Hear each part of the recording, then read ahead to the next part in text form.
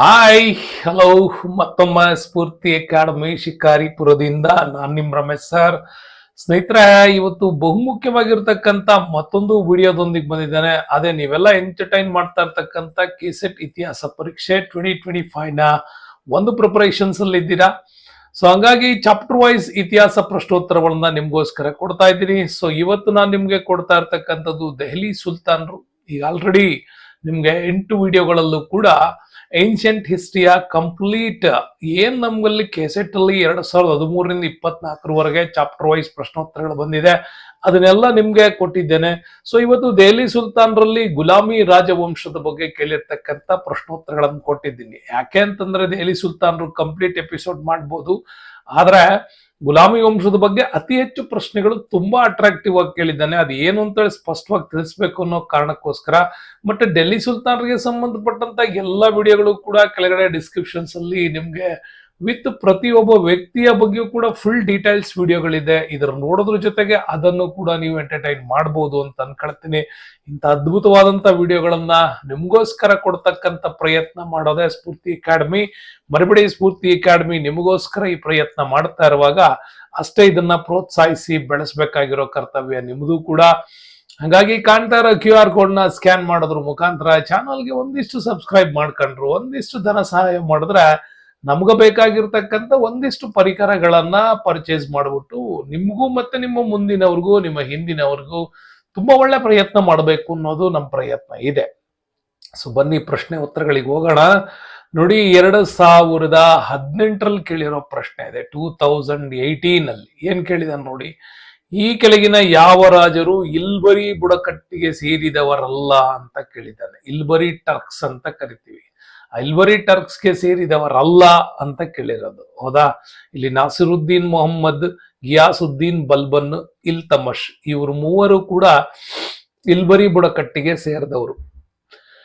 ಆದ್ರೆ ಕುತುಬುದ್ದೀನ್ ಐಬಕ್ ಇಲ್ಬರಿ ಬುಡಕಟ್ಟಿಗೆ ಸೇರಿದವನಲ್ಲ, ಅವನು ಕುತುಬಿ ಬುಡಕಟ್ಟಿಗೆ ಸೇರಿರ್ತಕ್ಕಂಥವನು. ಹಂಗಾಗಿ ಅವನಿಗೆ ಕುತುಬಿ ರಾಜವಂಶ ಅಂತ ಕೂಡ ಕರೀತಾರೆ. ಸೊ ನೋಡಿ, ದೆಹಲಿ ಸುಲ್ತಾನ್ರಲ್ಲಿ ಯಾವಾಗ್ಲೂ ಈ ಆರ್ಡರ್ ತುಂಬಾ ಚೆನ್ನಾಗಿ ನೆನ್ಪಿಟ್ಕೊಳ್ಳಿ. ಯಾಕೆ ಅಂತಂದ್ರೆ ಇದ್ರ ಮೇಲೆನೆ ಬಹಳಷ್ಟು ಪ್ರಶ್ನೆಗಳು ಬಂದ್ಬಿಟ್ಟಿದೆ. ಕುತುಬುದ್ದೀನ್ ಐಬಕ್ಕು ಮೊದಲನೇ ಗುಲಾಮ, ಅದಾದ ನಂತರ ಆರಂ ಶಾನ ನಂತರ ಬಂದವನು ಕುತುಬುದ್ದೀನ್ ನ ಅಳಿಯ ಇಲ್ತಮಶ್ ಅಧಿಕಾರಕ್ಕೆ ಬರ್ತಾನೆ. ಇಲ್ತಮಶ್ನ ನಂತರ ರುಕ್ನುದ್ದೀನ್ ಫಿರೋಜ್ ಬರ್ತಾನೆ. ಆನಂತರ ಇಲ್ತಮಶ್ನ ಮಗಳು ರಜಿಯಾ ಸುಲ್ತಾನ ಅಧಿಕಾರಕ್ಕೆ ಬರ್ತಾಳೆ. ಆಮೇಲೆ ಬಹರಂ ಶಾ, ಮಸೂದ್, ನಾಸಿರುದ್ದೀನ್ ಮೊಹಮ್ಮದ್ ಅತ್ಯಂತ ಸರಳ ಗುಲಾಮಿ ವಂಶದ ಆಡಳಿತದ ದೊರೆ ಅಂತ ಕರಿತೀವಿ.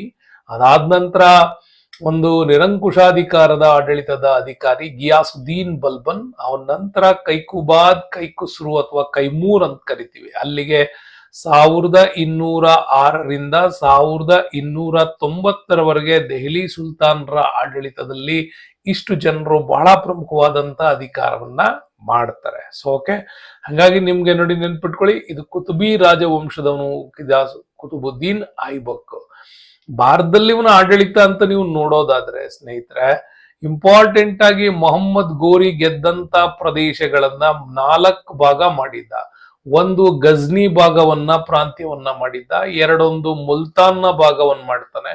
ಮೂರನೇದು ಡೆಲ್ಲಿ ಭಾಗವನ್ನ, 4 ಈ ಕಡೆ ಬಿಹಾರ್ ಬಂಗಾಳ ಪ್ರಾಂತ್ಯ ಅಂತ 4 ಪ್ರಾಂತ್ಯಗಳಾಗಿ ಮೊಹಮ್ಮದ್ ಗೋರಿಯ ನಂತರ ಡಿವೈಡ್ ಆಗತ್ತೆ.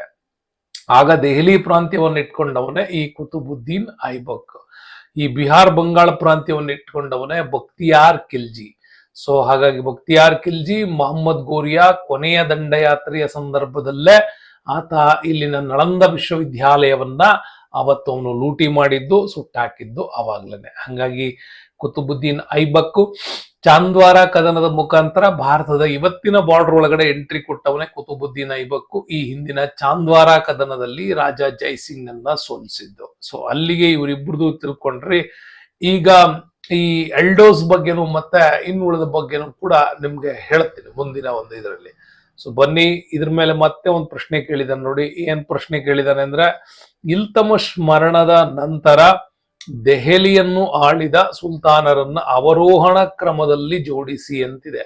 ಇಲ್ತಮಶ್ನ ಮರಣದ ನಂತರ ದೆಹಲಿಯನ್ನು ಆಳಿದ ಸುಲ್ತಾನರನ್ನು ಅವರೋಹಣ ಕ್ರಮದಲ್ಲಿ ಜೋಡಿಸಿ ಅಂತ ಕೊಟ್ಟಿದ್ದಾನೆ 2017. ನೋಡಿ ಇಲ್ಲಿ ರುಕ್ನುದ್ದೀನ್ ಫಿರೋಜ್, ಬೆಹರಂ ಶಾ, ರಜಿಯಾ ಬೇಗಂ, ನಾಸಿರುದ್ದೀನ್ ಮೊಹಮ್ಮದ್. ಈಗ ತಾನೇ ಹೇಳ್ದೆ ನಿಮ್ಗೆ, ಇದೇ ಕ್ರಾನಲಾಜಿಕಲ್ ಆರ್ಡರ್ ಅಲ್ಲಿ ಮತ್ತೆ ಕೇಳ್ತಾರೆ, ನೆನಪಿಟ್ಕೊಳ್ಳಿ ಅಂತ. ಹಂಗಾಗಿ ಇಲ್ಲಿ ನಮ್ಗೆ ಕೇಳಿರ್ತಕ್ಕಂಥದ್ದು ಇಂಪಾರ್ಟೆಂಟ್ ಆಗಿ ರುಕ್ನುದ್ದೀನ್ ಫಿರೋಜ್ ಕೇಳಿದಾರೆ ನೋಡಿ. ರುಕ್ನುದ್ದೀನ್ ಫಿರೋಜ್ ಇವನೇ ಫಸ್ಟ್ ಬರೋದು. ರುಕ್ನುದ್ದೀನ್ ಫಿರೋಜ್ನ ನಂತರ ಬರೋದು ಅವನ ಅಧಿಕಾರ ತೆಗೆದಾಕಿ ರಜಿಯಾ ಸುಲ್ತಾನ್ ಬರ್ತಾಳೆ. ರಜಿಯಾ ಸುಲ್ತಾನ್ ಅನ್ನ ತೆಗೆದಾಕ್ಬಿಟ್ಟು ಬಂದವನು ಬಹರಂ ಶಾ ಬಗ್ಗೆ. ಬಹರಂ ಶಾ ಆದ್ಮೇಲೆ ಬಂದವನು ಮಸೂದ್, ಮಸೂದ್ ಆದ್ಮೇಲೆ ನಾಸಿರುದ್ದೀನ್ ಮೊಹಮ್ಮದ್. ಇವ್ 4 ಜನರನ್ನ ನಿಮ್ಗೆ ಕೊಟ್ಟಿದ್ದಾರೆ. ಅದು ಕೂಡ ನಿಮ್ಗೆ ಇಂಪಾರ್ಟೆಂಟ್. ಅಲ್ಲಿಗೆ ನಿಮ್ಗೆ ಈ 2017ರಲ್ಲಿ ಕೇಳಿರ್ತಕ್ಕಂತಹ ಕ್ರಾನಲಾಜಿಕಲ್ ಆರ್ಡರ್ನ, ದೆಹಲಿ ಸುಲ್ತಾನ್ರನ್ನ ಬಹಳ ಸ್ಪಷ್ಟವಾಗಿ ಇದರಲ್ಲಿ ನೆನಪು ನೀವು ಇಟ್ಕೊಳ್ಬಹುದು. ಓಕೆ, ಸೊ ಮುಂದಿನ ಪ್ರಶ್ನೆಗೆ ಹೋಗೋಣ. ಏನ್ ಕೇಳಿದ್ದಾರೆ ಅಂತ ನೋಡಿ. ಇಲ್ಲೊಂದು ಪ್ರಶ್ನೆ ಕೇಳಿದ್ದಾರೆ, 2020ರಲ್ಲಿ ಕೇಳಿರೋ ಪ್ರಶ್ನೆ ನೋಡಿ, ತುಂಬಾ ಚೆನ್ನಾಗಿದೆ. ಕುತುಬುದ್ದೀನ್ ಐಬಕ್ನ ಆಡಳಿತದಲ್ಲಿ ನಿರ್ಮಿಸಲಾಗಿದ್ದ 2 ಮುಖ್ಯ ಸ್ಮಾರಕಗಳು ಈ ಕೆಳಗಿನವುಗಳಲ್ಲಿ ಯಾವುದು? ದೆಹಲಿಯ ಕುವೈತ್ ಉಲ್ ಇಸ್ಲಾಂ, ಅಜ್ಮೀರ್ನ ದಿವಾನ್ ಇ ಆಮ್, ದೆಹಲಿಯ ದಿವಾನ್ ಇ ಖಾಸ್, ಅಜ್ಮೀರ್ನ ಅಡಾಯಿ ದಿನ್ ಕಾ ಚೋಪ್ರಾ. 2020ರ ಪ್ರಶ್ನೆ. ಇಲ್ಲಿ ನಮಗೆ ಕೇಳಿದ್ರು ಕುತುಬುದ್ದೀನ್ ಐಬಕ್ನ ಆಡಳಿತದಲ್ಲಿ ಕಟ್ಟಿರೋ. ಕುತುಬುದ್ದೀನ್ ಐಬಕ್ನ ಆಡಳಿತದಲ್ಲಿ ಕಟ್ಟಿರೋದು ದೆಹಲಿಯಲ್ಲಿ ಕುವೈತ್ ಉಲ್ ಇಸ್ಲಾಂ ಇದನ್ನು ಒಂದು ಕಟ್ತಾನೆ. ಅಜ್ಮೀರಲ್ಲಿ ಆತ ಕಟ್ಟಿದ್ದು ಅಡಾಯಿ ದಿನ್ ಕಾ ಚೋಪ್ರಾ, ಇವೆರಡನ್ನ ಕಟ್ತಾನೆ. ಅಜ್ಮೀರ್ನ ದಿವಾನ್ ಇ ಆಮ್ ಕಟ್ಟಿದ್ದು ಇಲ್ತಮಶ್, ದೆಹಲಿಯ ದಿವಾನ್ ಇ ಖಾಸ್ ನ ಕಟ್ಟಿದ್ದು ಅಲಾವುದ್ದೀನ್ ಖಿಲ್ಜಿ. ನೋಡಿ ಇಲ್ಲಿ ನಿಮ್ಗೆ ಇಂಪಾರ್ಟೆಂಟ್ ನೆನ್ಪಿಟ್ಕೊಳ್ಳಿ, ಅಡಾಯಿ ದಿನ್ ಕಾ ಚೋಪ್ರಾ ಕಟ್ಟಿದ್ದು ಆ ಕಟ್ಟಡದ ಮೇಲಿನ ತಲೆಯನ್ನ ಒಡೆದ್ಬಿಟ್ಟು ಮಾತ್ರ ಆತ ಮಾಡಿದ್ದು ಅಡಾಯಿ ದಿನ್ ಕಾ ಚೋಪ್ರಾ ಅನ್ನುವಂತ ಒಂದು ಮಸೀದಿಯಲ್ಲ. ಅದರ ಮೂಲತಃ ಅದು ಅಜ್ಮೀರ್ನಲ್ಲಿ ಸಂಸ್ಕೃತ ಕಾಲೇಜನ್ನ 4ನೇ ವಿಗ್ರಹ ರಾಜ ಕಟ್ಟಿಸಿದ್ದ. ಅಲ್ಲಿ ರಜಪೂತರ ದೊರೆ 4ನೇ ವಿಗ್ರಹ ರಾಜ ಕಟ್ಟಿಸಿದಂತಹ ಆ ಒಂದು ಕಟ್ಟಡದ ಮೇಲನ್ನು ತೆಗೆದಾಕ್ಬಿಟ್ಟೆ ಇವನು ಕಟ್ಟಿದ್ದು ಅಡಾಯಿ ದಿನ್ ಕಾ ಚೋಪ್ರಾ ಅನ್ನುವಂತಹ ಒಂದು ಮಸೀದಿ. ಬಟ್ ಕುವೈತುಲ್ ಇಸ್ಲಾಮ್ಸ್ ಕೂಡ ದೆಹಲಿನಲ್ಲಿ ಕಟ್ಟಿರತಕ್ಕಂಥ ಕಟ್ಟಡ. ಇವೆರಡು ಕುತುಬುದ್ದೀನ್ ಐಬಕ್ ಮಾಡ್ತಾನೆ. ದಿವಾನ್ ಇ ಆಮ್ ಅಂತಂದ್ರೆ ಇವಾಗಿನ ಜರೋಕಾ ದರ್ಶನ್ ಅಂತ ಏನ್ ಕರಿತಿದ್ರಲ್ಲ, ಒಂದ್ ಪದ ನಿಮ್ಗೆ ಮೊಘಲರಲ್ಲಿ ಬಂದಾಗ ಬರುತ್ತೆ, ಜರೋಕಾ ದರ್ಶನ್ ಅಂತ. ಅಂದ್ರೆ ಸಾಮಾನ್ಯ ಜನರ ಜೊತೆಗೆ ಎಲ್ಲರ ಸಮಸ್ಯೆಗಳನ್ನ ಆಲಿಸೋದಕ್ಕೆ ಮಾಡಿರ್ತಕ್ಕಂಥ ಜರೋಕಾ ಇ ದರ್ಶನ್ ಅಂತ ಕರಿತೀವಿ. ಓಕೆ, ದಿವಾನಿ ಖಾಸ್ ಅಂದ್ರೆ ಇಲ್ಲಿ ಆಮ್ ಅಂದ್ರೆ ಎಲ್ಲರೂ ಅಂತ. ಇದೇ ನಿಮ್ಗೆ ಖಾಸ್ ಅಂತ ಬಂತು ಅಂತಂದ್ರೆ ಸ್ಪೆಷಲ್ ಕ್ಯಾಬಿನೆಟ್ ಮೀಟಿಂಗ್ ಅಂತ ಏನ್ ಕರಿತೀವಲ್ಲ ಈಗ, ಅಂತಹ ಶಾಸಕಾಂಗ ಸದಸ್ಯರನ್ನ ಮಾತ್ರ, ಆಡಳಿತ ಪಕ್ಷದಲ್ಲಿ ಮಂತ್ರಿಗಳನ್ನ ಮಾತ್ರ ಕೂರಿಸ್ಕೊಂಡು ಏನ್ ಮೀಟಿಂಗ್ ಮಾಡ್ತಾರಲ್ಲ, ಅದನ್ನ ದಿವಾನಿ ಖಾಸ್ ಅಂತ ಕೂಡ ಕರಿತೀವಿ. ಹಾಗಾಗಿ ದಿವಾನಿ ಖಾಸ್ ಅಂದ್ರೆ ಸಪರೇಟ್ ಆಗಿ ಮಂತ್ರಿಮಂಡಲ ಸಭೆ ಇದು. ದಿವಾನಿ ಆಮ್ ಅಂದ್ರೆ ಜನತಾ ದರ್ಶನ ಅಂತ ಕೂಡ ಕರಿತೀವಿ. ಇದು ನಮ್ಗೆ ಆ ಕಾಲದಲ್ಲಿ ಕಟ್ಟಿರ್ತಕ್ಕಂಥ ಕುತುಬುದ್ದೀನ್ ಐಬಕ್ನ ಕಟ್ಟಡಗಳಲ್ಲಿ ಇಂಪಾರ್ಟೆಂಟ್ ಆಗತ್ತೆ. ನೆಕ್ಸ್ಟ್ ಬೇಡ.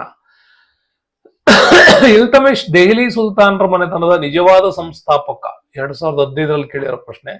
ಅವನು ಕುತುಬುದ್ದೀನ್ ಐಬಕ್ನ ಮಗನಾಗಿದ್ದನು ಅಂತಿದೆಯಲ್ಲ, ಇದೇ ರಾಂಗ್ ಇರೋದು. ಅವನು ಕುತುಬುದ್ದೀನ್ ಐಬಕ್ನ ಅಳಿಯನಾಗಿದ್ದ. ಅಲ್ಲಿಗೆ ಎ ಸ್ಟೇಟ್ಮೆಂಟ್ ಸರಿ ಇದೆ, ಆದ್ರೆ ಆರ್ ಸ್ಟೇಟ್ಮೆಂಟ್ ತಪ್ಪಿದೆ. ಓಕೆ, ಇದು ನಿಮ್ಗೆ ನೆನಪಿಟ್ಕೊಳ್ಳಿ. ಕುತುಬುದ್ದೀನ್ ಐಬಕ್ನ ಅಳಿಯನಾಗಿದ್ದವನೇ ಯಾರು? ಇಲ್ತಮಶ್. ಅಲ್ಲಿ ಮಗನಾಗಿದ್ದವನಲ್ಲ. ಇಲ್ತಮಶ್ ದೆಹಲಿಯ ಸುಲ್ತಾನದ ನಿಜವಾದ ಸಂಸ್ಥಾಪಕ ಅಂತ ಕರೀತಾರೆ. ಯಾಕೆಂತಂದ್ರೆ ದೆಹಲಿಯಲ್ಲಿ ರಾಜಧಾನಿಯನ್ನ ಭದ್ರಪಡಿಸ್ಕೊಳ್ಬೇಕು ಅಂದ್ರೆ ಒಂದ್ ಕಡೆ ರಜಪೂತರ ದಾಳಿಗಳಿತ್ತು, ಮತ್ತೊಂದ್ ಕಡೆ ಇಲ್ಲಿನ ಅಫ್ಘನ್ ಸರ್ದಾರರ ಹೋರಾಟಗಳಿತ್ತು, ಮತ್ತು ಮಂಗೋಳರ ದಾಳಿಗಳಿತ್ತು. ಈ 3 ದಾಳಿಗಳಿಂದ ದೆಹಲಿಯನ್ನ ಸಂರಕ್ಷಣೆ ಮಾಡಬೇಕಾಗಿತ್ತು. ಆ ಕಾರಣಕ್ಕಾಗಿ ಅವು 3ಅನ್ನೂ ಕೂಡ ಆತ ನಿಯಂತ್ರಣ ಮಾಡ್ದ ಅನ್ನೋ ಕಾರಣಕ್ಕಾಗಿ ಇವನನ್ನ ನಿಜವಾದ ಸಂಸ್ಥಾಪಕ ಅಂತ ಕರೀತಾರೆ. ಸೊ ಬನ್ನಿ ಇವನ್ ಬಗ್ಗೆ ಒಂದಿಷ್ಟು ಹೈಲೈಟ್ಸ್ ಗಳನ್ನ ನಿಮ್ಗೋಸ್ಕರ ಹೇಳ್ಕೊಡ್ತೀನಿ ನೋಡಿ. ಇಲ್ತಮಶ್ ಬಗ್ಗೆ ಏನೇನ್ ಮುಖ್ಯಾಂಶಗಳು ನಿಮ್ ತಲೆನಲ್ಲಿ ಇರಬೇಕು ಅಂದ್ರೆ, ಇಲ್ತಮಶ್ ಐಬಕ್ನಿಗೆ ಪರಿಚಯ ಆದಾಗ ಐಬಕ್ ಇವನಿಗೆ ಒಂದು ಶ್ರೇಷ್ಠವಾದ ಹುದ್ದೆ ಕೊಟ್ಟಿದ್ದ, ಅಮೀರ್ ಇ ಶಿಖಾರ್ ಅಂತ. ಅಂದ್ರೆ ಯಾವ್ದಾದ್ರು ಬೇಟೆಗಾರಿಕೆ ಅಂತ ಇಂಥ ಸಂದರ್ಭಗಳಲ್ಲಿ ಮತ್ತು ಕೆಲವೊಂದು ವಿಶೇಷ ಸಂದರ್ಭಗಳಲ್ಲಿ ಅವನಿಗೆ ಈ ಹುದ್ದೆಯನ್ನ ಆತ ಕೊಟ್ಟಿದ್ದ. ಆ ಹುದ್ದೆಯನ್ನು ಇಟ್ಕೊಂಡ್ಬಿಟ್ಟೆ ಇವನಿಲ್ಲಿ ಅಧಿಕಾರ ಮಾಡ್ಬೇಕಾಗಿತ್ತು. ಇಲ್ತಮಶ್ ಮೊಟ್ಟ ಮೊದಲು ಐಬಕ್ನ ಕಾಲದಲ್ಲಿ ಗುರಿಡ್ ಪ್ರದೇಶಗಳನ್ನ ಆಳ್ತಾ ಇದ್ದ ಅಂತ ಕೇಳ್ತಾರೆ. ಗುರಿಡ್ ಪ್ರದೇಶಗಳು ಅಂದ್ರೆ ಯಾರು ಅಂದ್ರೆ ಇವತ್ತಿನ ಮಧ್ಯಪ್ರದೇಶದ ಗ್ವಾಲಿಯರ್ನ ಸುತ್ತಮುತ್ತಲ ಪ್ರದೇಶಗಳನ್ನ ಗುರಿಡ್ ಪ್ರದೇಶಗಳು ಅಂತ ಕರೀತಾ ಇದ್ರು. ಇದನ್ನ ನೀವು ನೆನಪಿಟ್ಕೊಳ್ಳಿ. ಇವನನ್ನ ಆರಂಶ ನಂತರ ದೆಹಲಿಯಲ್ಲಿ ಶ್ರೀಮಂತ ವರ್ಗದ ಸುಲ್ತಾನ್ ಆಗಿ ಕೂಡ ಮಾಡ್ತಾನೆ. ಹಂಗಾಗಿ ಈ ಶ್ರೀಮಂತ ವರ್ಗ ಸುಲ್ತಾನರು ಆರಂ ಶಾನನ್ನ ಅಧಿಕಾರದಿಂದ ಕಿತ್ತೆ ತೆಗೆದ್ಬಿಟ್ಟು ಒಬ್ಬ ಒಳ್ಳೆ ಸಮರ್ಥ ಆಡಳಿತಗಾರ ಬೇಕು ಅಂದಾಗ ಈ ಇಲ್ತಮಸ್ನನ್ನ ಅಧಿಕಾರಕ್ಕೆ ತರ್ತಾರೆ. ಈಗ ಇಲ್ತಮಸ್ನ ಅಧಿಕಾರಕ್ಕೆ ತಂದದಕ್ಕೋಸ್ಕರ ಅವರನ್ನ ತೃಪ್ತಿ ಪಡಿಸ್ಬೇಕಲ್ಲ ಅಂತ ಶ್ರೀಮಂತರಿಗಾಗಿನೇ ಈತ ಜಾರಿಗೆ ತಂದಿದ್ದು ಚಹಲ್ಗಾನಿ ಅನ್ನುವಂತಹ 40 ಸರದಾರರ ಒಕ್ಕೂಟ ಅಂತ ತಂದ. ಮುಂದೆ ಆತ 1210ರಲ್ಲಿ ಬಿಹಾರ, 1225ರಲ್ಲಿ ಬಂಗಾಳವನ್ನು ಗೆದ್ದು ಪ್ರಬಲ ಅರಸನಾಗಿದ್ದು ನಮಗೆಲ್ಲ ಗೊತ್ತಿದೆ. ಸುಲ್ತಾನರ ಆಡಳಿತ ಸ್ಥಾನವನ್ನ ಈತ ಯಾವಾಗ್ಲೂ ಕೂಡ ದಾರ್ ಉಲ್ ಖಲೀಫಾ ಅಂತ ಕೂಡ ಇದನ್ನ ಕರೀತಾ ಇದ್ದ. ದಾರ್ ಉಲ್ ಖಲೀಫಾ ಅಂತಂದ್ರೆ ಖಲೀಫರ ಅಪ್ಪಣೆಯ ಮೇರೆಗೆ ಇಲ್ಲಿ ಈತ ಆಡಳಿತವನ್ನ ನಡೆಸ್ತಾ ಇದ್ದಾನೆ ಅನ್ನುವಂಥದ್ದು. ಹಂಗಾಗಿ ಸುಲ್ತಾನ ಅನ್ನುವ ಪದವಿಯನ್ನ ಧರಿಸ್ತಾನೆ. ಆಗ ಬಾಗ್ದಾದ್ನ ಅಬ್ಬಾಸಿದ್ ಖಲೀಫಾ ಅಲ್ ಮಸ್ತಾನಿರ್ ಬಿಲ್ಲಾ ಅಂತ ಕರಿತೀವಿ. ಅಲ್ ಮಸ್ತಾನಿರ್ ಬಿಲ್ಲಾ ಅವರಿಂದ ಆತ ಸುಲ್ತಾನ ಅನ್ನುವ ಪದವಿಯ ಪತ್ರವನ್ನ ಪಡೆದ್ಬಿಟ್ಟು ನಾಸಿರ್ ಅಲ್ ಅಮೀನ್ ಉಲ್ ಮೊಮೀನ್ ಅಂತ ಕರಿತೀವಿ. ನಾಸಿರ್ ಅಮೀನ್ ಉಲ್ ಮೊಮೀನ್ ಅಂತಕ್ಕಂಥ ಬಿರುದನ್ನ ಧರಿಸೋದ್ರ ಮುಖಾಂತರವಾಗಿ ಇವನು ಆಡಳಿತದಲ್ಲಿ ಮುಂದುವರಿತಾನೆ. ಹಂಗಾಗಿ ಆಡಳಿತದಲ್ಲಿ ಬಂದ ತಕ್ಷಣ ಸ್ಥಳೀಯ ಆಡಳಿತಗಾರರಿಗಿಂತ ಈತ ಟರ್ಕಿಶ್ ಗುಲಾಮ ಅಧಿಕಾರಿಗಳನ್ನ ಇಲ್ಲಿ ನೇಮಕ ಮಾಡ್ಕೊಂಡ್ಬಿಟ್ಟು ಅವತ್ತು ಆತ ಪ್ರಬಲನಾದಂತ ಅರಸನಾಗೋದಕ್ಕೆ ತನ್ನ ಸಪೋರ್ಟ್ ಅನ್ನ ಬಯಸಿದ್ದ ಅಂತ.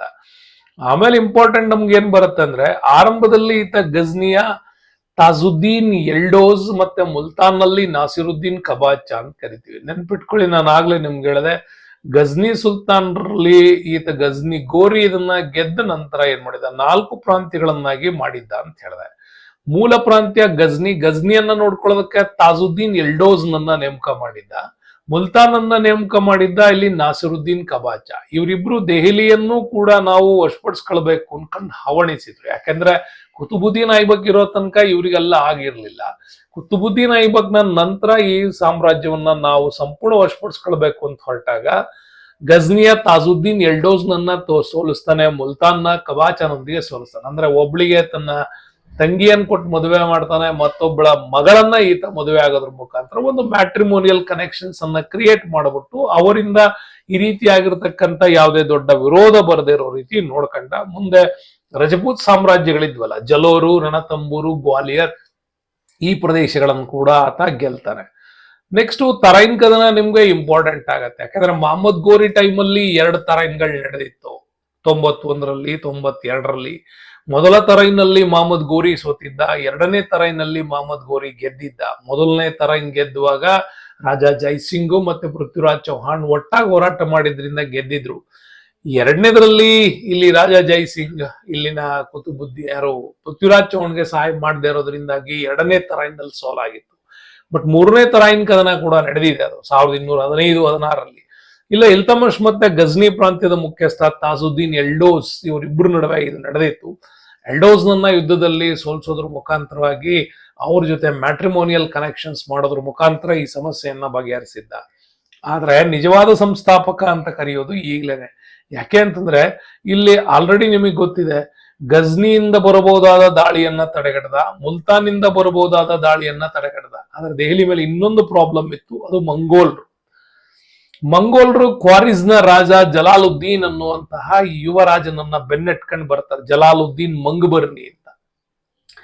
ಅವನು ಮಂಗೋಲ್ರಿಂದ ತಪ್ಪಿಸ್ಕೊಂಡು ಈತ ದೆಹಲಿಯ ಈ ಇಲ್ತಮಸ್ನಿಗೆ ಆಶ್ರಯವನ್ನ ಕೇಳಲ್ ಬರ್ತಾನೆ. ಬಟ್ ಈಗ ಚಂಗಿಸ್ ಖಾನ್ ನಿಂದ ಬೆನ್ನಟ್ಕೊಂಡು ಬರ್ತಾ ಇರೋಂತ ಈ ಮಂಗ್ಬರ್ನಿಗೆ ಏನಾದ್ರು ಸಹಾಯ ಮಾಡಿದ್ರೆ ದೆಹಲಿ ಲೂಟಿ ಆಗತ್ತೆ ಅಂತ ಇವನಿಗೆ ಚೆನ್ನಾಗಿ ಗೊತ್ತಿತ್ತು. ಹಂಗಾಗಿ ಆತ ಮಂಗ್ಬರ್ನಿಗೆ ಸಹಾಯ ಮಾಡದೆ ಮಂಗೋಲರ ದೆಹಲಿ ಮೇಲಿನ ದಾಳಿಯನ್ನ ಆತ ನಿಲ್ಲಿಸ್ತ. ಈ ಕಾರಣಕ್ಕಾಗಿ ದೆಹಲಿಯನ್ನ ಭದ್ರಪಡಿಸಿದ್ದಕ್ಕೆ ನಮ್ಮಲ್ಲಿ ಅವನನ್ನ ನಿಜವಾದ ಸ್ಥಾಪಕ ಅಂತ ಕರೀತಾರೆ. ತಾಮ್ರದ ಜಿತಲ್ ನಾಣ್ಯಗಳನ್ನ, ಬೆಳ್ಳಿಯ ಟಂಕ್ ನಾಣ್ಯಗಳನ್ನ ಈತ ಜಾರಿಗೆ ತರ್ತಾನೆ. ಅದರ ಮೇಲೆ ಅರೇಬಿಕ್ ಭಾಷೆಯನ್ನ ಆತ ಬರೆಸಿದ್ದ. ನೆನ್ಪಿಟ್ಕೊಳ್ಳಿ, ಪ್ರತಿಯೊಂದು ಬೆಳ್ಳಿಯ ತೂಕ 125 ಧಾಮ್ಗಳು ಅಂತ ಕರಿತೀವಿ. ಅಂದ್ರೆ ನೀವು ಗ್ರಾಮ್ ಅಂತಾನೆ ಇಟ್ಕೊಳ್ಳಿ, ಪರ್ಫೆಕ್ಟ್ ಇಲ್ಲ ಆದ್ರೂ ಧಾಮ್ ಅಂತ ಇಟ್ಕೊಳ್ಳಿ. 175 ಇತ್ತು. ಇದನ್ನ ಶಿಯಾಗಳ ವಿರೋಧಕ ಅಂತ ಕೂಡ ಇವನನ್ನ ಕರಿತಿದ್ರು. ಇದು ನಿಮಗೆ ವೆರಿ ಇಂಪಾರ್ಟೆಂಟ್. ಇಲ್ತಮಿಶ್ನ ಶಿಯಾಗಳ ವಿರೋಧಕ ಅಂತ ಕರೀತಾರೆ. ಬಿಲ್ಸಾ ಮತ್ತು ಉಜ್ಜಯಿನಿ ಪ್ರದೇಶಗಳನ್ನ ಈತ ಮುಂದೆ ಧ್ವಂಸ ಮಾಡ್ತಾನೆ. ಉಜ್ಜಯಿನಿಯ ಆ ಒಂದು ಶಿವನ ದೇವಾಲಯವನ್ನ ಲೂಟಿ ಮಾಡ್ತಾನೆ. ಅಲ್ಲಿ ಅಪಾರವಾದ ಸಂಪತ್ತು ಸಿಗತ್ತೆ. ಆ ಸಂಪತ್ತನ್ನ ಸಂಗ್ರಹಿಸ್ತಾನೆ. ಜೊತೆಗೆ ಹಿಂದೂ ಆಸ್ಥಾನಗಳಲ್ಲಿ ಮುಸ್ಲಿಂ ಅಧಿಕಾರಿಗಳನ್ನ ನೇಮಕ ಮಾಡೋದ್ರ ಮುಖಾಂತರ ಹಿಂದೂ ಸಂಸ್ಥಾನಗಳು ಒಟ್ಟಾಗದಿರೋ ರೀತಿ ಮತ್ತು ಇವನ ವಿರುದ್ಧ ಯಾವುದೇ ರೀತಿಯಾಗಿರ್ತಕ್ಕಂತಹ ಗುಪ್ತ ಕಾರ್ಯಾಚರಣೆ ಮಾಡಬಾರದು ಅನ್ನೋ ಕಾರಣಕ್ಕಾಗಿ ಅವುಗಳನ್ನು ತಮ್ಮ ಅಧೀನದಲ್ಲಿ ಈತ ಇಟ್ಕೊಂಡಿದ್ದ. ಮತ್ತೆ ತನ್ನ ಮಗ ನಾಸಿರುದ್ದೀನ್ ಸ್ಮರಣಾರ್ಥವಾಗಿ ದೆಹಲಿಯಲ್ಲಿ ನಾಸಿರಿಯಾ ಅನ್ನುವಂತ ಕಾಲೇಜನ್ನು ಕೂಡ ಈತ ಕಟ್ಟಿಸಿದ್ದ. ಅದಕ್ಕೆ ರಜಿಯಾ ಮಿನಾಹಸ್ ಉಸ್ ಸಿರಾಜ್ ನನ್ನ ಮುಂದೆ ಅವಳು ಪ್ರಾಂಶುಪಾಲನನ್ನಾಗಿ ಮಾಡ್ತಾಳೆ. ಮುಂದೆ ರಜಿಯಾ ಸುಲ್ತಾನ್ ಕಾಲದಲ್ಲಿ ಮಿನಾಸ್ ಉಸ್ ಸಿರಾಜ್ ಏನ್ ಬರ್ತಾನೆ ಅವನನ್ನ ಪ್ರಾಂಶುಪಾಲನಾಗಿ ಮಾಡಿ ಕಾಲೇಜನ್ನ ಇಂಪ್ಲಿಮೆಂಟ್ ಮಾಡಿಸಿದ್ದು ಕೂಡ ಇವನ್ ಕಾಲದಲ್ಲಿ ಇಂಪಾರ್ಟೆಂಟ್ ಆಗತ್ತೆ. ಮತ್ತೆ ನಮ್ಗೆ ಇಲ್ತಮಷ್ ಕಾಲಕ್ಕೆ ನೀವು ಓದಬೇಕು ಇಕ್ತಾ ಪದ್ಧತಿಯನ್ನ. ಇಡೀ ಪ್ರಾಂತ್ಯಗಳ ಆಡಳಿತವನ್ನ ಈತ ಸಬಲೀಕರಣಗೊಳಿಸಬೇಕು ಅನ್ನೋ ಕಾರಣಕ್ಕಾಗಿ ಮತ್ತೆ ಟರ್ಕಿ ಅಧಿಕಾರಿಗಳಿಗೂ ಕೂಡ ಬೆಂಬಲ ಕೊಡಬೇಕು ಅನ್ನೋ ಕಾರಣಕ್ಕಾಗಿ ಟರ್ಕಿ ಅಧಿಕಾರಿಗಳಿಗೆ ಆ ಪ್ರಾಂತ್ಯಗಳನ್ನು ನೋಡ್ಕೊಳ್ಳೋದಕ್ಕೆ ಸಂಬಳಕ್ಕೆ ಬದಲಾಗಿ ಒಂದಿಷ್ಟು ಭೂಮಿಯನ್ನ ನೀಡ್ಕೊಂಡ್ಬಿಟ್ಟು ಅದರ ನಿರ್ವಹಣೆಯನ್ನು ಮಾಡ್ದ. ಅಂತಹ ಒಂದು ಪ್ರಾಂತ್ಯಗಳನ್ನ ನೋಡ್ಕೊಳ್ಳೋರನ್ನ ಇಕ್ತಾದಾರ್ ಅಂತ ಕರೀತಾ ಇದ್ರು. ಇಕ್ತಾದಾರ್ ಕಾರ್ಯ ಏನು ಅಂದ್ರೆ ಇವರಿಗೆ ಬಿಟ್ಕೊಟ್ಟಿರತಕ್ಕಂತ ಭೂಮಿಯ ಆದಾಯ ಸಂಗ್ರಹಣೆ, ಸೇನಾಪಡೆ ನಿರ್ವಹಣೆ ಮಾಡಬೇಕು, ಜೊತೆಗೆ ಸ್ಥಳೀಯ ಕಾನೂನು ನಿರ್ವಹಣೆಗಳನ್ನು ಮಾಡೋ ಕೆಲಸ ಇವ್ರದೇ ಆಗಿತ್ತು. ಬಟ್ ಇಕ್ತಾದಾರ್ ಪದ್ಧತಿಯನ್ನು ವ್ಯವಸ್ಥಿತವಾಗಿ ಜಾರಿಗೆ ತಂದವನು ಯಾರು ಅಂದ್ರೆ ಇಲ್ತಮಷ್. ಮೊದಲೇನೆ ಅದರ ಇಂಟ್ರೊಡ್ಯೂಸ್ ಸಿಸ್ಟಮ್ಸ್ ಗಳನ್ನ ಮೊದಲು ಅಳವಡಿಸಿದವನೇ ಮೊಹಮ್ಮದ್ ಗೋರಿ. ಆಲ್ರೆಡಿ ಅಳವಡಿಸಿದ್ದ, ಬಟ್ ಅದು ಸ್ಪಷ್ಟವಾಗಿರ್ಲಿಲ್ಲ ಅಂತ.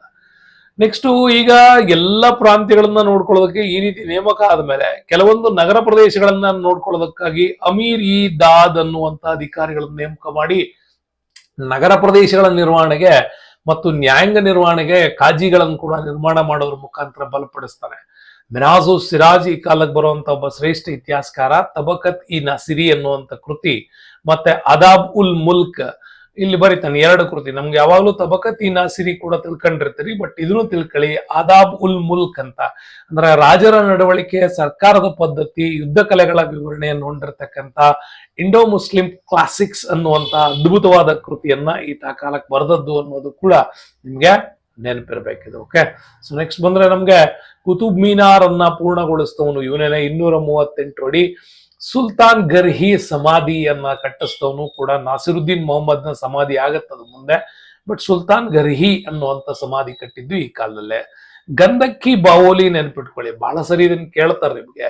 ಗಂಧಕ್ಕಿ ಬಾವೋಲಿ ಅಂದ್ರೆ ಮೆಟ್ಟಿಲುಗಳ ಬಾವಿ ಅಂತ ಕರಿತೀವಿ. ಸೂಫಿ ಸಂತ ಕುತುಬುದ್ದೀನ್ ಬಕ್ತಿಯಾರ್ ಕಾಕಿ ಏನಿದ್ದ ನೋಡಿ, ಕುತುಬುದ್ದೀನ್ ಐಬಕ್ ಇವನ್ಗೋಸ್ಕರವಾಗಿ ಆತ ಕುತುಬ್ ಮೀನಾರ್ನ ಕಟ್ಟಿಸಿದ್ದ. ಬಟ್ ಇವಂದೇ ನೆನಪಿಗಾಗಿ ಗಂಧಕ್ಕಿ ಬಾವೋಲಿ ಅನ್ನುವಂತ ಮೆಟ್ಟಿಲುಗಳ ಬಾವಿಯನ್ನ ಇಲ್ತಮಷ್ ಕಟ್ಟಿಸಿದ್ದ. ಹಂಗಾಗಿ ಅವನ ಒಂದು ಸೂಫಿ ಸಂತನ ಹತ್ರ ಬರ್ತಾ ಇದ್ದಂತಹ ಏನ್ ರೋಗಗ್ರಸ್ತ ಜನರಿದ್ರು ಅವ್ರಿಗೆ ಪರಿಹಾರಗಳನ್ನ ಮಾಡೋಕೆ ಇವನಿಗೆ ನೀರನ್ನ ಬಳಸ್ತಾ ಇದ್ದ. ಅಂತಹ ಶುದ್ಧ ನೀರಿನ ಗಂಧಕದ ಸಮೃದ್ಧಿಗಾಗಿ ನೀರನ್ನ ಈತ ಕಾಲಕ್ಕೆ ರಚನೆ ಮಾಡಿದ್ದ ಅಂತ ಕೂಡ ಹೇಳ್ತೀವಿ. ನೆಕ್ಸ್ಟ್ ಬರೋದು ನಮ್ಗೆ ಹೌಸ್ ಇ ಶಂಶಿ ಅಂತ. ಹೌಸ್ ಹಿ ಶಂಶಿ ಅಂದ್ರೆ ಶಂಶಿ ತಲಾಬ್ ಅಂತ. ಇಲ್ತಮಷ್ ದೆಹಲಿಯಲ್ಲಿ ನಿರ್ಮಿಸಿದಂತ ಬಹು ಮುಖ್ಯವಾದಂತ ನೀರಿನ ಜಲಾಶಯ ಇದು ಹೌಸ್ ಇ ಶಂಶಿ. ಮುಂದೆ ಮೊಹಮ್ಮದ್ ಬಿನ್ ತೊಗಲಕ್ನವರೆಗೂ ಕೂಡ ಇದು ಅದ್ಭುತವಾಗಿ ಮುಂದುವರಿತಾ ಹೋಗತ್ತೆ. ನೆಕ್ಸ್ಟ್ ಬಂದ್ರೆ ಇಲ್ತಮಷ್ನ ನಂತರ ನಮ್ಗೆ ಶಂಶುದ್ದೀನ್ ಇಲ್ತಮಷ್ ಕುತುಬುದ್ದೀನ್ ಐಬಕ್ನ ಪರಮ ಗುರುವಾಗಿದ್ದನು ಅಂತ ಬರುತ್ತೆ ನೋಡಿ. ಹೌದಾ, ಇದು ಒಂದು ಸ್ಟೇಟ್ಮೆಂಟೇ ರಾಂಗ್. ನಿಮ್ಗೆ 2016 ಕೇಳಿರೋ ಪ್ರಶ್ನೆ. ಶಂಶುದ್ದೀನ್ ಇಲ್ತಮಷ್ ಕುತುಬುದ್ದೀನ್ ಐಬಕ್ನ ಪರಮ ಗುರುವಾಗಿದ್ದನು ಅಲ್ಲ, ಬಕ್ತಿಯಾರ್ ಕಾಕಿ ಗುರುವಾಗಿದ್ದವನು. ಇಲ್ತಮಷ್ ಗ್ವಾಲಿಯರ್ ಮತ್ತು ಬರಾನ್ ಇಕ್ತಾಗಳ ಗವರ್ನರ್ ಆಗಿ ಮುಂದುವರೆದಿದ್ದನು. ಇದು ಕೂಡ ನಿಮ್ಗೆ ಸರಿ. ನಾನು ಹೇಳಿದೆ ಆಡಳಿತಕ್ಕೆ ಬರೋಕ್ಕಿಂತ ಮುಂಚೆ 1210-16 ಕೂಡ ಅವನು ಸಂಪೂರ್ಣವಾಗಿ ಈ ಪ್ರಾಂತ್ಯಗಳ ಜವಾಬ್ದಾರಿ ಇಟ್ಕೊಂಡಿದ್ದ ಅಂತ ಕೂಡ. ಓಕೆ, ಸೊ ನೆಕ್ಸ್ಟ್ ಬರೋಣ ಮುಂದೆ. ಚಹಲ್ಗಾನಿ ಬಗ್ಗೆ ಮತ್ತೆ ಪ್ರಶ್ನೆ ಬಂದಿದೆ ನೋಡಿ 2024ರಲ್ಲಿ. ಚಹಲ್ಗಾನಿಯನ್ನು ಜಾರಿಗೆ ತಂದ ದೆಹಲಿ ಸುಲ್ತಾನ ಯಾರು ಅಂದ್ರೆ ಇಲ್ತಮಷ್. ಏನಿದು ಚಹಲ್ಗಾನಿ ಅಂದ್ರೆ ನೋಡಿ, ಚಹಲ್ಗಾನಿ ಪದ್ಧತಿ ಇದ್ದಿದ್ದು 1211ರಿಂದ 1266ರವರೆಗೆ. 11ರಲ್ಲಿ ಇದನ್ನ ಜಾರಿಗೆ ತರ್ತಾರೆ, 66ರಲ್ಲಿ ಇದು ನಿಷೇಧ ಆಗತ್ತೆ. 66ರಲ್ಲಿ ಇದನ್ನ ರದ್ದುಪಡಿಸಿ 1266ರಲ್ಲಿ ಗಿಯಾಸುದ್ದೀನ್ ಬಲ್ಬನ್ ಈ ಪದ್ಧತಿಯನ್ನ ಆತ ವಿರೋಧಿಸಿದ್ದ. ಅಂದ್ರೆ ಅದನ್ನ ರದ್ದು ಮಾಡ್ತಾನೆ. 40 ಸರ್ದಾರರ ಒಕ್ಕೂಟಗಳು ಆಡಳಿತದಲ್ಲಿ ಪದೇ ಪದೇ ತೊಂದರೆ ಮಾಡಬಾರದು ಅನ್ನೋ ಕಾರಣಕ್ಕಾಗಿ ಅದನ್ನು ಮಾಡಿದ್ದ. ಚಹಲ್ಗಾನಿ ತಂದಿದ್ದ ಮಿಲಿಟರಿ ಮತ್ತು ನಾಗರಿಕ ಆಡಳಿತ ಜವಾಬ್ದಾರಿಯನ್ನ ಡೆವಲಪ್ಮೆಂಟ್ಸ್ ಮಾಡೋದಕ್ಕೋಸ್ಕರವಾಗಿ ಮತ್ತೆ ಅವ್ರನ್ನ ಸಂತೃಪ್ತಿಗೊಳಿಸೋದಕ್ಕಾಗಿ ಈ ಇಲ್ತಮಷ್ ಮಾಡಿದಂತ ತಂತ್ರ ಅಂತಾನೆ ಅದನ್ನ ನಾವು ಎಕ್ಸ್ಪ್ಲೈನ್ ಮಾಡ್ತಾ ಹೋಗ್ತಾ ಇರ್ತೀವಿ. ಸೊ ನೆಕ್ಸ್ಟ್ ಬೇಡ, ಇದ್ರ ಬಗ್ಗೆ ಮತ್ತೆ ಕೇಳಿದ್ದಾರೆ ಪ್ರಶ್ನೆ. 2018ರಲ್ಲಿ ಕೇಳಿದ್ದಾರೆ ನೋಡಿ. ಏನಂತ ಕೇಳಿದ್ದಾರೆ, ಇಲ್ತಮಷ್ 5 ಉತ್ತರಾಧಿಕಾರಿಗಳಲ್ಲಿ ರಜಿಯಾ ಸುಲ್ತಾನ ಸಮರ್ಥಳಾಗಿರಲಿಲ್ಲ ಅಂತಿದೆ ಅಲ್ವಾ. ಈ ಸಮರ್ಥಳಾಗಿರಲಿಲ್ಲ ಅಂತ ಕೊಟ್ಟಿರೋದಿದೆಯಲ್ಲ, ಈ ಸ್ಟೇಟ್ಮೆಂಟ್ ರಾಂಗ್. ಅವಳು ಸಮರ್ಥಳಾಗಿದ್ದಳು ಆಗ್ಬೇಕಾಗಿತ್ತು. ಓಕೆ, ಹಂಗಾಗಿ ಇಲ್ಲಿ ಎ ತಪ್ಪಾಗಿದೆ ಅಂತ ಕೊಟ್ಟಿದ್ದಾರೆ. ಸಮರ್ಥಳಾಗಿದ್ದಳು ಆಗ್ಬೇಕಿದು. ಆಕೆಯನ್ನ ಸುಲ್ತಾನ್ಳಾಗಿ ಗುರುತಿಸಿದ್ದು ದೆಹಲಿ ಪ್ರಜೆಗಳ ಬೆಂಬಲ ದೊರೆತಿದ್ದರಿಂದ ಅಂತಿದೆ. ಹಂಗಾಗಿ ಆರ್ ಸ್ಟೇಟ್ಮೆಂಟ್ ಸರಿಯಾಗಿದೆ, ಎ ಸ್ಟೇಟ್ಮೆಂಟ್ ತಪ್ಪಾಗಿದೆ ಅನ್ನುವಂತ ಉತ್ತರ ಏನ್ ಕೊಟ್ಟಿದ್ದಾರೆ, ಡಿ ಆಪ್ಷನ್, ಇದು ನಮ್ಗೆ ರೈಟ್ ಆಗತ್ತೆ. ಸೊ ನೆಕ್ಸ್ಟ್ ಬೇಡ, ರಜಿಯಾ ಸುಲ್ತಾನ್ ಬಗ್ಗೆ ಮತ್ತೆ ಪ್ರಶ್ನೆ ಕೇಳಿರೋದು. ರಜಿಯಾ ಸುಲ್ತಾನ್ 2015 ಪ್ರಶ್ನೆ.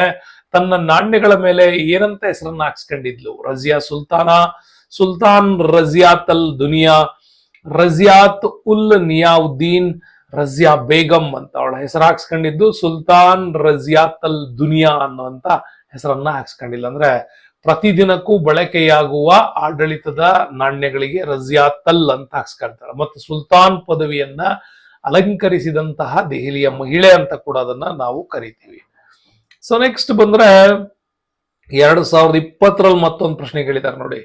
ಏನಂತ? ರಜಿಯಾಳು ತನ್ನನ್ನು ಬಹಳ ಬುದ್ಧಿವಂತೆ, ಶ್ರೇಷ್ಠ ಹಾಗೂ ನ್ಯಾಯವಾದ ಅಧಿಕಾರಿ, ಧಾರ್ಮಿಕ ಹೊರನೋಟದಲ್ಲಿ ಕರುಣಾಮಯಿ, ಪ್ರಗತಿಪರ ಹಾಗೂ ಸಾಮಾಜಿಕ ಅಭ್ಯಾಸಗಳಲ್ಲಿ ಅಸಾಂಪ್ರದಾಯಿಕಳು ಎಂದು ಸಾಬೀತುಪಡಿಸಿದ್ದಳು. ನೋಡಿ ಇಲ್ಲಿದೆ, ಸಾಮಾಜಿಕ ಅಭ್ಯಾಸಗಳಲ್ಲಿ ಅಸಾಂಪ್ರದಾಯಿಕಳು ಅಂದ್ರೆ ಅವಳು ಪುರುಷರಂತೆ ವಸ್ತ್ರಗಳನ್ನ ಧರಿಸಿ ಆಸ್ಥಾನಕ್ಕೆ ಬಂದಿದ್ದನ್ನ ಇಲ್ಲಿ ಹೈಲೈಟ್ ಮಾಡ್ತದೆ. ಇದು ಉತ್ತಮ ನ್ಯಾಯಯುತವಾದಂತಹ ಆಡಳಿತಾಧಿಕಾರಿ ಕೂಡ ಹೌದು. ಹಂಗಾಗಿ ಎ ಸ್ಟೇಟ್ಮೆಂಟ್ ರೈಟ್ ಇದೆ. ಆರ್ ನೋಡಿ, ರಜಿಯಾ ಪರ್ದಾ ವ್ಯವಸ್ಥೆಯನ್ನು ನಿರ್ಮೂಲನೆಗೊಳಿಸಲಿಲ್ಲ, ಗಂಡಸರ ಉಡುಪನ್ನು ತೊಟ್ಟು ಮುಕ್ತ ಸಭೆಯನ್ನು ನಡೆಸಿದಳು, ರೈಟ್. ಬಟ್ ಪರ್ದಾ ನಿರ್ಮೂಲನೆಗೊಳಿಸಲಿಲ್ಲ ಅಂತಿದೆಯಲ್ಲ, ಅವಳು ರಜಿಯಾ ಗಂಡಸರು ಹೆಂಗಸರು ಸಮಾನತೆಯ ತತ್ವಗಳನ್ನು ಮಾಡಿದ್ಲು. ಹಂಗಾಗಿ ಆರ್ ಸ್ಟೇಟ್ಮೆಂಟ್ ತಪ್ಪಾಗತ್ತೆ. ಇದು ನಿಮ್ಗೆ ಸಿ ಇಲ್ಲಿ ರೈಟ್ ಆಗತ್ತೆ. ನೆಕ್ಸ್ಟ್ ನೋಡಿ ಯಾವ ತರ ಕೇಳಿದ್ದಾರೆ ಅಂತ ಹೇಳಿ. ದೆಹಲಿಯ ಸುಲ್ತಾನ್ರ ಬ್ಲಡ್ ಅಂಡ್ ಐರನ್ ಪಾಲಿಸಿ ಏನ್ ಬರುತ್ತಲ್ವಾ, ಇದು ಕೂಡ ಇಂಪಾರ್ಟೆಂಟ್ ಕ್ವಶನ್ಸ್. ದೆಹಲಿ ಸುಲ್ತಾನ್ರು ಬ್ಲಡ್ ಅಂಡ್ ಐರನ್ ನೀತಿಯನ್ನ ಅನುಸರಿಸಿದ್ರು. ಯಾರ್ಯಾರು? ಇಲ್ತಮಶ್, ಬಲ್ಬನ್, ಅಲಾವುದ್ದೀನ್ ಖಿಲ್ಜಿ, ಮೊಹಮ್ಮದ್ ಬಿನ್ ತುಘಲಕ್ ಅಂತಂದ್ರೆ ಇಲ್ಲಿ ಬಲ್ಬನ್ ಇದನ್ನ ಮೊದಲು ಜಾರಿಗೆ ತಂದದ್ದು. ಆನಂತರ ಅಲಾವುದ್ದೀನ್ ಖಿಲ್ಜಿ ಕೂಡ ಇದನ್ನ ಕಂಟಿನ್ಯೂ ಮಾಡ್ತಾನೆ. ಬ್ಲಡ್ ಅಂಡ್ ಐರನ್ ಪಾಲಿಸಿ ಹೀಗ್ ಮಾಡಿದ್ ಏನಕ್ಕೆ ಅಂದ್ರೆ ತನ್ನ ಸಾಮ್ರಾಜ್ಯದ ಆಡಳಿತವನ್ನ ನಿಯಂತ್ರಣ ಮಾಡೋದಕ್ಕೋಸ್ಕರ ಈ ಕ್ರಮಗಳನ್ನ ಅವರು ಕೈಗೊಳ್ಳುತ್ತಾ ಇದ್ರು ಅಂತ. ನೆಕ್ಸ್ಟ್ ಬೇಡ, ಅದೇ ಪ್ರಶ್ನೆ ಮತ್ತೆ 2024 ಬಂದಿದೆ ನೋಡಿ. ಹಂಗಾಗಿ ಹೇಳ್ತಾ ಇರೋದು, ನಮ್ಗೆ ಇದೇ ಪ್ರಶ್ನೆ 17 ಬಂದಿತ್ತು, ರಿಪೀಟ್ 24 ಮತ್ತೆ ಈ ಪ್ರಶ್ನೆ ಕೇಳಿದ್ದಾನೆ. ಬಲ್ಬನ್ ರಕ್ತ ಮತ್ತು ಉಕ್ಕಿನ ನೀತಿಯನ್ನ ಯಾರ ವಿರುದ್ಧ ಕೈಗೊಂಡಿದ್ದನು ಅಂತಿದೆ. ಸೊ ನೋಡಿ, ಬಲ್ಬನ್ ಈ ಒಂದು ಬ್ಲಡ್ ಅಂಡ್ ಐರನ್ ಪಾಲಿಸಿಯನ್ನ ತಂದಂತದ್ದು ಏನಕ್ಕೆ ಅಂತ ಕೊಟ್ಟಿದ್ದಾರೆ. ಒಂದನೇ ಉದ್ದೇಶ ಸುಲ್ತಾನನ ಹಕ್ಕುಗಳನ್ನ ಬಲಪಡಿಸ್ಬೇಕು. ಯಾಕೆಂದ್ರೆ ಪ್ರತಿ ಬಾರಿ ಸರ್ದಾರ್ಗಳು ಇಲ್ಲಿ ಚಹಲ್ಗಾನಿ ಮತ್ತೆ ಇಲ್ಲಿನ ಇತರೆ ಉಲೈಮರು ಇವರೆಲ್ಲ ಆಡಳಿತದಲ್ಲಿ ಭಾಗವಹಿಸ್ತಾ ಇದ್ರು. ಇವ್ರನ್ನೆಲ್ಲ ಕಂಟ್ರೋಲ್ ಮಾಡಬೇಕಾಗಿತ್ತು. ತನ್ನದೇ ಆದ ರಾಜ ನಿರ್ಣಯಗಳನ್ನು ಕೈಗೊಳ್ಳೋದಕ್ಕೋಸ್ಕರ ಸುಲ್ತಾನ್ನ ಅಧಿಕಾರ ಭದ್ರಪಡಿಸೋದಕ್ಕೆ ಜಾರಿಗೆ ತಂದ್ರ. ಶಕ್ತಿಶಾಲಿ ಮಿಲಿಟರಿ ವ್ಯವಸ್ಥೆಯನ್ನ ರೂಪಿಸ್ತಾನೆ. ಮುಸ್ಲಿಂ ಪ್ರತಿಸ್ಪರ್ಧಿಗಳೇನಿದ್ರು, ಇತರೆ ಬಂಡಾಯದವರು ಮತ್ತೆ ಇತರ ರಜಪೂತ್ ದೊರೆಗಳಿದ್ರು, ಅವ್ರನ್ನ ಕಂಟ್ರೋಲ್ ಮಾಡಬೇಕಾಗಿತ್ತು. ಹಿಂದೂಗಳ ದಂಗೆಯ ನಿಯಂತ್ರಣಕ್ಕೆ ಮಂಗೋಲ್ರಿಂದ ವಾಯುವ್ಯ ಗಡಿಯನ್ನ ಈತ ರಕ್ಷಣೆ ಮಾಡಬೇಕಾಗಿತ್ತು. ನೋಡಿ, ಮಂಗೋಲ್ರೇನ್ ದಾಳಿ ಮಾಡ್ತಾ ಇದ್ರು, ಈ ವಾಯುವ್ಯ ಗಡಿಯನ್ನ ರಕ್ಷಣೆ ಮಾಡಬೇಕಾಗಿತ್ತು. ಬಂಡಾಯ ಮಾಡುವ ಶ್ರೀಮಂತರನ್ನ ನಿಗ್ರಹಿಸಬೇಕಾಗಿತ್ತು. ರಾಜಕೀಯದಲ್ಲಿ ಭಾಗವಹಿಸುವ ಮುಸ್ಲಿಂ ಉಲೇಮರ ನಿಯಂತ್ರಣಕ್ಕೂ ಕೂಡ ಕೈಗೊಳ್ಳಬೇಕಾಗಿತ್ತು. ಈ ಪ್ರಶ್ನೆ ಏನೋ ಕೇಳ್ದ, ಆದ್ರೆ ಕೊಟ್ಟಿರೋದು ಎಲ್ಲದೂ ಕೂಡ ಇತ್ತು. ಆಪ್ಷನ್ಸ್ ಅಲ್ಲಿ ಇದೊಂದು ರಾಂಗ್ ಸ್ಟೇಟ್ಮೆಂಟ್ಸ್ ಆಗಿತ್ತು. ಬಟ್ ಅವನು ಏನೋ ಒಂದು ಮಿಲಿಟರಿ ದಂಡನಾಯಕರು ಅಂತೇಳಿ ಉತ್ತರಗಳನ್ನು ಬಿಟ್ಟಿದ್ದಾನೆ. ಬಟ್ ನೀವು ನೋಡಿ, ಉಲೇಮೆಗಳ ಹಸ್ತಕ್ಷೇಪ ತಪ್ಪಿಸೋದಕ್ಕೆ, ಚಹಲ್ಗಾನಿ ಶ್ರೀಮಂತರನ್ನ ನಿಯಂತ್ರಣ ಮಾಡಕ್ಕೆ, ಇವ್ರಿಗೆಲ್ಲರಿಗೂ ಕೂಡ ಆತ ಟೋಟಲ್ ಆಗಿ ಜಾರಿಗೆ ತಂದಿದ್ದೆ ಈ blood and iron policy. Okay, ಇವರೆಲ್ಲರನ್ನು ಕಂಟ್ರೋಲ್ ಮಾಡಿದ್ರೆ ಸಾಮ್ರಾಜ್ಯದಲ್ಲಿ ತನ್ನ ಅಧಿಕಾರ ನಡೆಯುತ್ತೆ ಅಂತ ಮಾತ್ರ ತಂದದ್ದು. ನೆಕ್ಸ್ಟ್ ನೋಡಿ, ಬಲ್ಬನ್ ಬಗ್ಗೆ ಇನ್ನೊಂದು ಪ್ರಶ್ನೆ ಕೇಳಿದ್ದಾರೆ. ಬಲ್ಬನ್ ಅನ್ನು ನಿರಂಕುಶ ಪ್ರಭುತ್ವವನ್ನ ಸ್ಥಾಪಿಸಲು ಉತ್ಸುಕನಾಗಿದ್ದನು. ಎ ಸ್ಟೇಟ್ಮೆಂಟ್ ರೈಟ್ ಇದು. ಅವನು ಶ್ರೀಮಂತ ಶಂಶಿಗಳನ್ನ ಸೆದೆಬಡಿಯಲು ಸೂಕ್ತ ಕ್ರಮ ಕೈಗೊಂಡಿದ್ದನು. ಇದು ಕೂಡ ರೈಟ್. ಹಂಗಾಗಿ 2017 ಸರಿಯಾದ ವಿವರಣೆಯೊಂದಿಗೆ ಈ ಸ್ಟೇಟ್ಮೆಂಟ್ ಅನ್ನ ಕೊಟ್ಟಿದ್ದಾರೆ. Balban was establish the absolute monarchy ಅಂತ, ಅಂದ್ರೆ ನಿರಂಕುಶ ಪ್ರಭುತ್ವ, ಎಲ್ಲ ಅಧಿಕಾರ ತನ್ನಂಡ್ರಲ್ಲಿ ಬರಬೇಕು ಅಂತ, ಶ್ರೀಮಂತ ಶಂಶಿಗಳನ್ನ ಸದೆಬಡಿಬೇಕು ಅನ್ನೋ ಕಾರಣಕ್ಕಾಗಿ ಕ್ರಮಗಳನ್ನು ಕೈಗೊಂಡಿದ್ದ ಅನ್ನೋದು ಕೂಡ ರೈಟ್ ಆನ್ಸರ್. ಸೊ ನೆಕ್ಸ್ಟ್ ಬರೋಣ, 2018ರಲ್ಲಿ ಮತ್ತೊಂದು ಪ್ರಶ್ನೆ.